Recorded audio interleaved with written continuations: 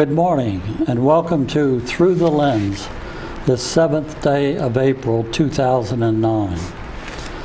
Dick and Edna Slater moved into Meadowlark Terrace on November 3rd, 2008. Shortly thereafter, V and I met them at dinner. Once again, as evidenced by this interview, conversations with members of the greatest generation who live at Marrows Grove lead to fascinating and remarkable events which should be recorded. Our presentation this morning is entitled Nagasaki, September 1945. Dick, where were you on December 7th, 1941? Well, as I recall, December 7th was a Sunday, so I was undoubtedly at home. I don't remember particular details of that day, but I remember the next day more crisply, as I was in high school, and when we went to school Monday morning, instead of going to class, we all reported to the auditorium, had an assembly in which announcements about the beginning of the war and so forth were made. As I understand it, after graduation from high school in 1942, the next spring, you entered the University of Pittsburgh and were there studying petroleum engineering. Correct. And enrolled in the Army ROTC program. Correct. Until you were drafted into the Army in August of 1944. Right. Please tell us about your Army training. Well, I was inducted at Indiantown Gap in outside of Harrisburg, Pennsylvania, and sent to Camp Croft, South Carolina for infantry basic training. And that lasted about 3 months. And at the conclusion of the infantry basic, I was sent to Ohio State University to an ASTP program. That stands for Army Specialized Training Program.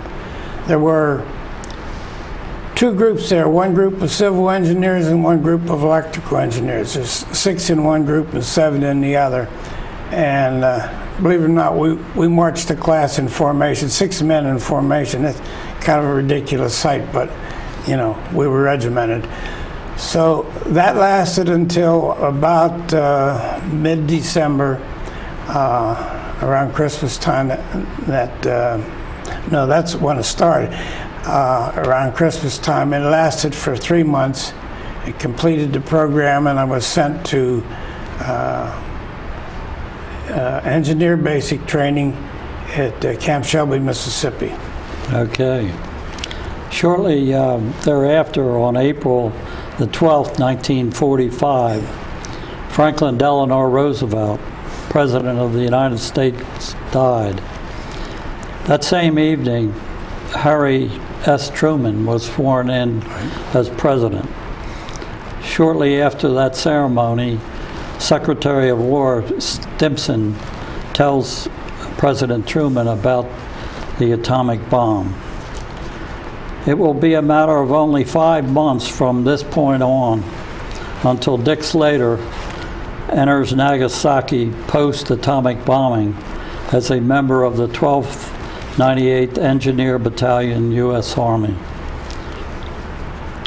Dick, a significant event happened on May 8th, 1941, VE Day. Right. Can you give us your recollection of that day? Yeah, I was in Camp Shelby, Mississippi, and I remember distinctly the enthusiasm and the excitement that generated. But we went on with our training as pre-planned because there was still a war going on in the Pacific. Right. 2 days after that, on May the 10th, the Target Committee at Los Alamos, New Mexico, which was part of the Manhattan Project, who were responsible for developing the atomic bomb, recommended 4 potential targets for the atomic bomb: Kyoto, Hiroshima, Yokohama, and Kokura. On July the 24th, on his way to the conference at Potsdam, President Truman was aboard the USS Augusta on his way to Germany, and he made the decision to drop the atomic bombs on that day. The targets that he was pointing to at that point were Hiroshima, Kokura, Nagata, and Nagasaki. The decision to drop the atomic bomb was unanimously recommended by all of the key advisors of the Manhattan Project, his cabinet members, and also Winston Churchill. Well, at the Potsdam conference, the Potsdam Declaration was issued, which outlined the terms of surrender for Japan. And those terms were unconditional surrender. The alternative for Japan, as stated in that statement, was prompt and utter destruction. On July 28th, a few days later, Japan announced via Radio Tokyo that it will not consider the Potsdam Declaration and continue to fight. On July the 30th, you left Fort Lewis in Washington en route to Hawaii. What do you recall about that voyage? Well, it was on a Liberty ship, and it probably took us about a week to make the voyage. Probably, strange as it seems, the thing I remember most about the voyage is the first day out, I had KP duty, and everybody was seasick from the trip, and so it wasn't a pleasant sight to have KP duty under those circumstances.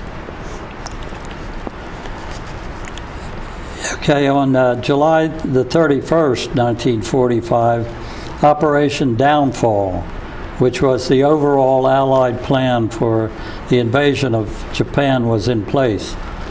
And it consisted of two parts. Olympic, which was to begin on November 1st, 1945, on the island of Kyushu, and Coronet on the island of Honshu, where Tokyo is, on March 1st, 1946. Casualties were predicted in the millions for Allied forces and tens of millions for Japanese. The Japanese figure is so high due to the fighting on their home soil and using women and children in addition to conventional troops. There's a picture. Then on August 6, 1945, there's a picture. The first atomic bomb was dropped on Hiroshima.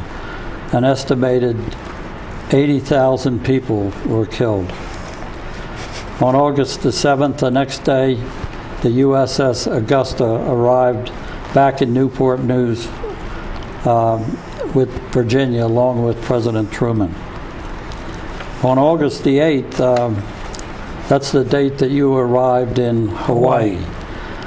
What did you know about the dropping of the atomic bomb when you got there? Might surprise you, but I don't recall knowing anything about it at that time, at that particular time. Is that right? Then on the next day, on August the 9th, the second atomic bomb was dropped on Nagasaki. An estimated 70,000 people were killed by the bomb. Within days thereafter, President Truman canceled a third bomb due to negotiations that were ongoing. And on August the 14th, 1945, Japan surrenders unconditionally. VJ Day. On August the 16th, Dick leaves Hawaii on LST-870, and LST-871 was along with him.